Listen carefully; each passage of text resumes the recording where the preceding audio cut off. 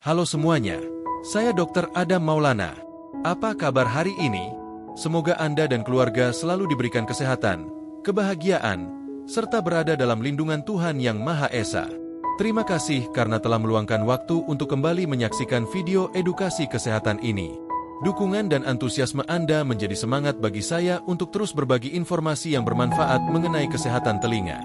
Saya berharap setiap video yang saya bagikan tidak hanya menjadi tontonan, tetapi juga dapat menambah pengetahuan dan meningkatkan kesadaran kita semua akan pentingnya menjaga kesehatan organ pendengaran. Sebelum kita mulai, saya ingin mengajak Anda untuk sejenak memperhatikan kesehatan telinga. Banyak orang menganggap kotoran telinga sebagai sesuatu yang harus selalu dibersihkan hingga benar-benar bersih. Padahal, kotoran telinga atau serumen memiliki fungsi yang sangat penting. Serumen merupakan mekanisme alami tubuh yang berperan melindungi liang telinga dari debu, kotoran, bakteri, jamur, hingga serangga kecil yang dapat masuk ke dalam telinga. Selain itu, serumen juga membantu menjaga kelembapan kulit liang telinga sehingga tidak mudah mengalami iritasi atau luka. Namun, meskipun memiliki fungsi sebagai pelindung alami, bukan berarti kotoran telinga boleh dibiarkan menumpuk terlalu lama. Dalam kondisi tertentu, serumen yang terus bertambah dapat menumpuk dan menyumbat liang telinga. Penumpukan ini seringkali terjadi secara perlahan sehingga banyak orang tidak menyadarinya. Akibatnya, telinga dapat terasa penuh, pendengaran menjadi berkurang, muncul dengingan, rasa tidak nyaman, bahkan pada sebagian orang dapat menyebabkan pusing atau gangguan keseimbangan. Kondisi seperti ini tentu dapat mengganggu aktivitas sehari-hari dan menurunkan kualitas hidup apabila tidak segera ditangani.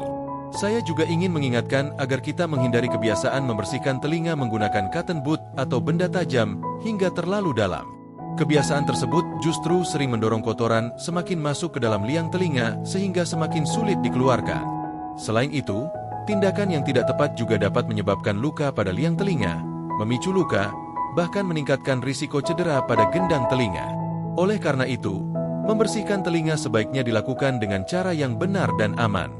Jika memang terjadi penumpukan serumen atau muncul keluhan seperti telinga tersumbat, nyeri, keluar cairan, atau pendengaran berkurang, sebaiknya segera berkonsultasi dengan tenaga kesehatan agar mendapatkan penanganan yang sesuai.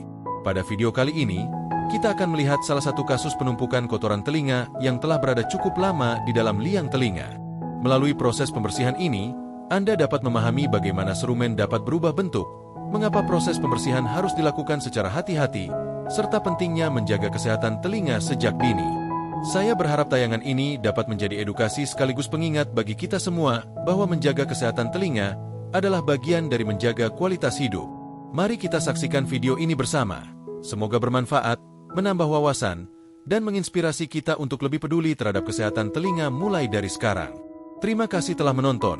Semoga Anda selalu sehat dan sampai jumpa pada video edukasi berikutnya. Pada kesempatan kali ini, kita akan membahas fakta menarik tentang otot-otot kecil di dalam telinga yang memiliki peran sangat penting dalam proses pendengaran. Banyak orang mengira telinga hanya terdiri dari gendang telinga dan saluran pendengaran. Padahal, di dalam telinga tengah terdapat dua otot yang ukurannya sangat kecil, bahkan termasuk otot terkecil di dalam tubuh manusia. Meskipun ukurannya sangat kecil, fungsinya sangat besar dalam membantu kita mendengar sekaligus melindungi telinga dari suara yang terlalu keras. Otot pertama adalah tensor timpani, yaitu otot yang melekat pada tulang martil atau malleus. Ketika telinga menerima suara yang sangat keras, otot ini akan berkontraksi dan menarik gendang telinga ke arah dalam. Tujuannya adalah mengurangi besarnya getaran yang diteruskan ke telinga bagian dalam sehingga struktur pendengaran menjadi lebih terlindungi. Otot kedua adalah stapedius, yang melekat pada tulang sanggurdi atau stapes. Otot ini dikenal sebagai otot rangka terkecil dalam tubuh manusia.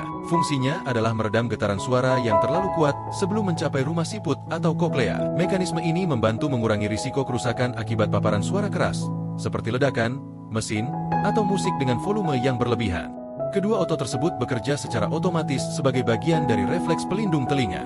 Walaupun refleks ini sangat bermanfaat, kemampuannya memiliki batas. Paparan suara yang sangat keras atau berlangsung dalam waktu lama tetap dapat menyebabkan gangguan pendengaran. Oleh karena itu, penggunaan pelindung telinga di lingkungan bising dan mengatur volume earphone pada tingkat yang aman sangat dianjurkan. Selain otot di telinga tengah, manusia juga memiliki otot di sekitar daun telinga yang disebut otot aurikular. Berbeda dengan beberapa hewan yang dapat menggerakkan telinganya untuk menangkap arah suara, pada manusia otot ini umumnya sudah tidak berfungsi secara aktif atau bersifat rudimenter. Memahami cara kerja otot-otot kecil ini membuat kita semakin menyadari betapa luar biasanya sistem pendengaran manusia. Meski ukurannya sangat kecil, perannya sangat besar dalam menjaga kualitas pendengaran. Karena itu, jagalah kesehatan telinga dengan menghindari paparan suara yang terlalu keras dan lakukan pemeriksaan ke dokter THT apabila mengalami gangguan pendengaran atau keluhan pada telinga.